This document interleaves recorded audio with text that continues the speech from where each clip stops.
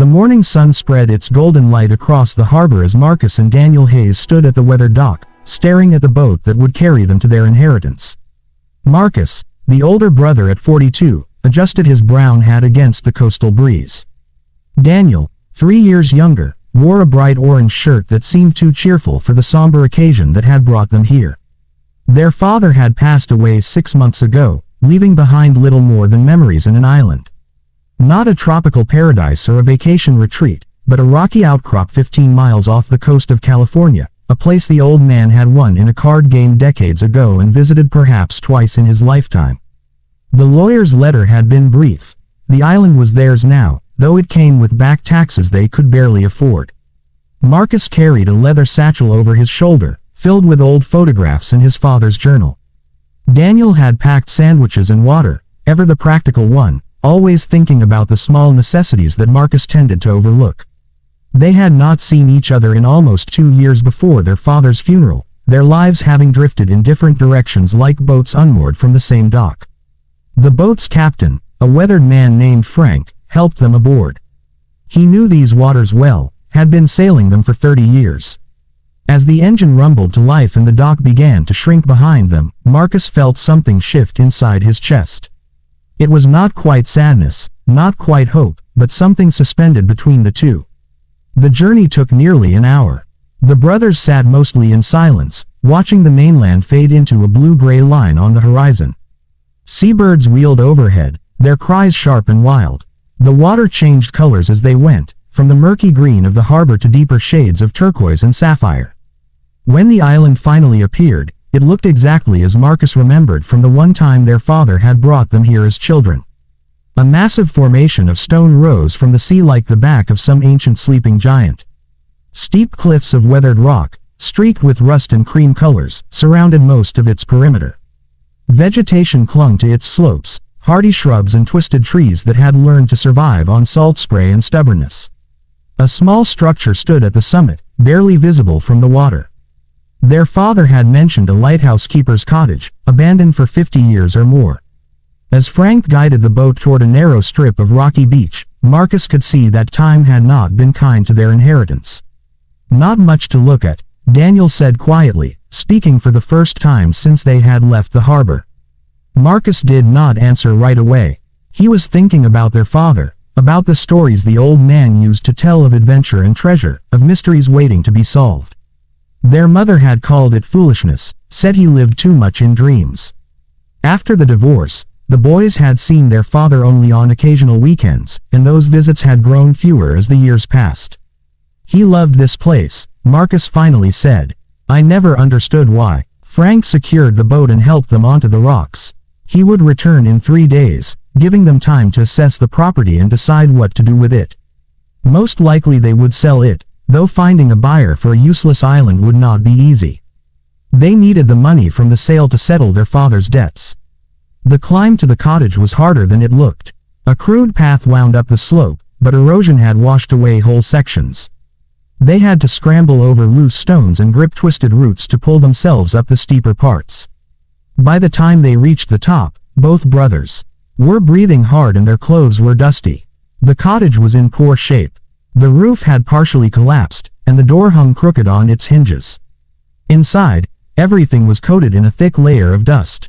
An old iron stove sat in one corner, its pipe rusted through. A wooden table leaned against the wall, one leg missing.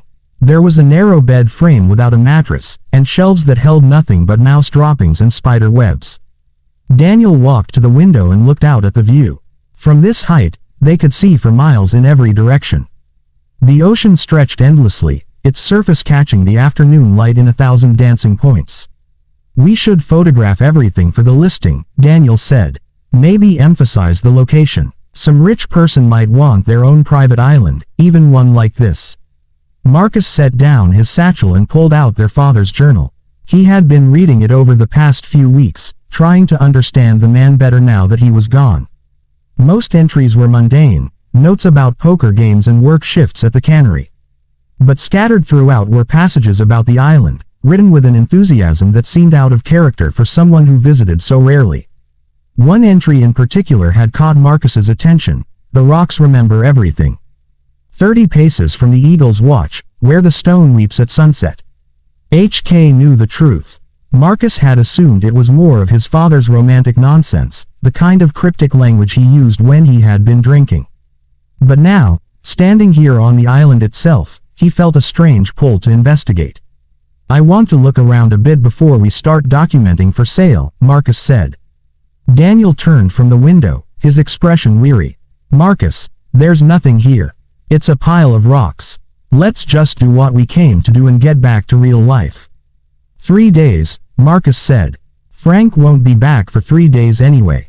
Humor me." Daniel sighed but did not argue. They spent the rest of the afternoon exploring the island, which proved larger than it first appeared.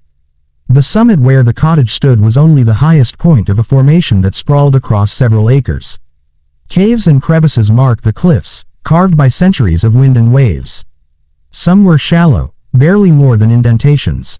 Others seemed to go deep into the rock, though neither brother was foolish enough to venture far into the darkness without proper equipment. They found old bottles wedged in the rocks, the glass smoothed by sand and water. They found driftwood shaped into strange sculptures by the sea. They found the scattered remains of stone walls, perhaps built by the lighthouse keeper or by someone even earlier. As the sun began to sink toward the western horizon, painting the sky in shades of orange and purple, Marcus noticed something carved into a rock face near the cottage. It was weathered and nearly invisible unless you looked at it from just the right angle with the setting light behind you. The carving showed a simple bird with outstretched wings. "Daniel," Marcus called, "come look at this." His brother trudged over, looking tired and ready to return to the cottage for the sandwiches they had packed. But when Marcus pointed out the carving, Daniel's expression changed. He reached out and traced the lines with his finger. "An eagle," Daniel said. Marcus pulled out his father's journal and read the entry aloud. 30 paces from the Eagle's Watch, where the stone weeps at sunset." Daniel met his eyes, and for a moment, Marcus saw his younger brother as he had been decades ago, full of wonder and ready to believe in mysteries. They counted 30 paces from the eagle carving, moving along the cliff face in the direction the bird seemed to be watching. The count brought them to a section of rock that looked no different from any other, layers of stone stacked and compressed by unimaginable time and pressure. "Where the stone weeps at sunset," Marcus murmured, studying the rock face. The sun was lower now, its light coming in at a sharp angle. And then Daniel saw it. A thin trickle of water, barely more than dampness, running down the rock face in a line as straight as if someone had drawn it with a ruler. The water caught the sunset light, gleaming like a tear of gold. Marcus pressed his hand against the rock beside the water line and felt it give slightly, a hollow sound echoing behind the stone. His heart began to beat faster. He looked at Daniel, who had gone very still. "Help me," Marcus said. Together, they began working at the rock, finding handholds in crevices and pulling. The stone resisted at first, then suddenly shifted with a grinding sound. Behind it was darkness, a gap in the cliff face large enough for a man to squeeze through. Marcus pulled a flashlight from his satchel. The beam cut through the darkness, revealing a small cave, no more than 10 feet deep and 6 feet wide. And there, against the back wall, sat an old wooden chest bound with iron bands. The brothers did not speak as they maneuvered the chest out of its hiding place and into the fading daylight. The wood was dark with age and moisture, but the chest had been well made and sealed against the elements. The lock had rusted away to nothing. Marcus lifted the lid. Inside were stacks of old bills, currency from another era. Beneath the money were leather pouches that clinked with the heavy sound of coins. And wrapped in oilcloth were papers, documents of some kind, edges yellowed but still intact. Daniel lifted one of the pouches and opened it, pouring gold coins into his palm. They gleamed in the dying light, each one stamped with dates from the early 1900s. "Dad knew," Marcus whispered. All this time, he knew. They carefully carried the chest back to the cottage as darkness fell. Using Marcus's flashlight, they examined the contents more closely. The money alone would be worth a fortune to collectors. The gold coins even more so. But it was the documents that told the story. According to the papers, the treasure had been hidden by a man named Henry Kilpatrick, the lighthouse keeper who had lived on the island in the 1920s. Kilpatrick had been a quiet man, trusted by the smugglers who used these waters during Prohibition. They had paid him to look the other way, and he had saved every dollar and coin, planning for a future that never came. A storm had taken him in 1927, and the treasure had remained hidden, waiting. Their father's journal explained the rest. He had found Kilpatrick's diary years ago, bought it in an estate sale for $2. The diary had contained cryptic references to the island and the hidden fortune. That was why he had been so determined to win the island in that card game, why he had never sold it despite their mother's demands and his own financial struggles. Why didn't he come back for it? Daniel asked, his voice rough with emotion. If he knew it was here, why didn't he retrieve it? Marcus turned the pages of their father's journal, looking for an answer. He found it in one of the last entries, written just months before the old man's death. Some treasures are worth more than gold. The island taught me patience, taught me to believe in things unseen. I could have taken the fortune and spent it on nothing that mattered. Better to leave it for my boys, for when they finally come back together. Maybe it will buy them what I could never give them, a reason to remember that they are brothers. The words hit Marcus like a wave. He looked up at Daniel, saw tears tracking down his brother's dusty face, matching the ones he felt on his own cheeks. They sat in the ruined cottage all that night, talking in a way they had not talked since they were children. They spoke about their father, about the years of disappointment and distance, about the small wounds that had grown into chasms between them. They talked about their own lives, the struggles and loneliness they had each hidden behind busy schedules and rare phone calls. The treasure sat between them, but it no longer seemed to be the most important discovery they had made on the island. When Frank returned 3 days later, he found two men waiting at the dock who looked different from the ones he had dropped off.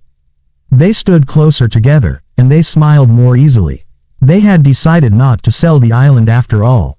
The treasure would solve their financial problems and more. But the island itself was not worthless, they had discovered. It was the place their father had left for them, a rough and rocky inheritance that had nothing to do with money and everything to do with family. They would keep it, they decided, and visit it together at least once a year. Maybe fix up the cottage. Maybe just sit and watch the sunset. Maybe tell stories about a foolish old man who believed in treasures and brothers who learned to believe in each other again. As the boat pulled away from the rocky shore, Marcus and Daniel stood at the bow, watching the island recede. The massive formation of stone rose from the turquoise water, holding its secrets, keeping its watch. At its summit, barely visible now, the old cottage caught the morning light. Marcus put his hand on his brother's shoulder, and Daniel did the same. They stood that way, two figures in hats against the endless blue, connected by blood and loss and found treasure, sailing toward home across the bright water.